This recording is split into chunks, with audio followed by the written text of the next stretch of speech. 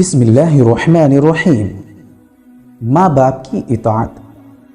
अल्लाह तबारक व तआला ने अपनी और रसूल सल्लल्लाहु अलैहि वसल्लम की इताअत के बाद हम पर माँ बाप की इताअत बहुत ज़रूरी रखी है और कुरान पाक में बार बार माँ बाप की इताअत व फरमाबरदारी की ताकीद की है।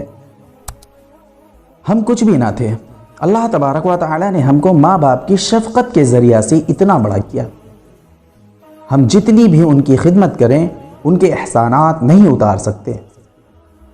कुरान पाक में हम चंद जगह से माँ बाप की इताअत व फरमाबरदारी के मुताल्लिक़ कुछ आयत मुबारका आपको सुनाते हैं।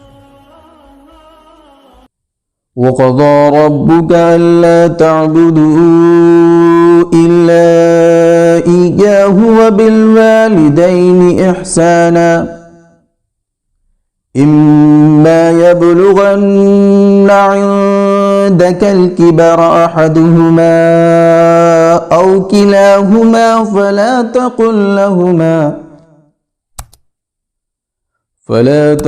लहुमा उफ्फिन वला तन्हरहुमा वकुल लहुमा क़ौलन करीमा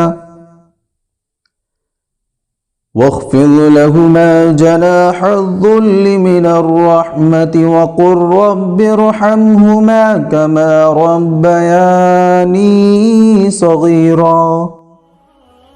सूरह बनी इसराइल पारा 15 और आयत 23।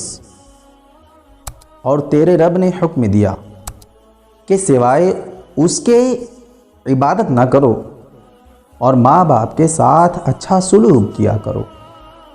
अगर तेरे पास उनमें से एक या दोनों बुढ़ापे को पहुंच जाए तो उनको कभी हूँ भी ना कहना, ना उनको झिड़कना, बल्कि खूब अदब से बात करना और उनके सामने शफ़क़त से और आजिज़ी से झुके रहना और यूँ दुआएं करते रहना कि ऐ मेरे परवरदिगार, इन दोनों पर रहमत फरमाइए जैसा कि इन्होंने बचपन में मुझको पाला और परवरिश किया।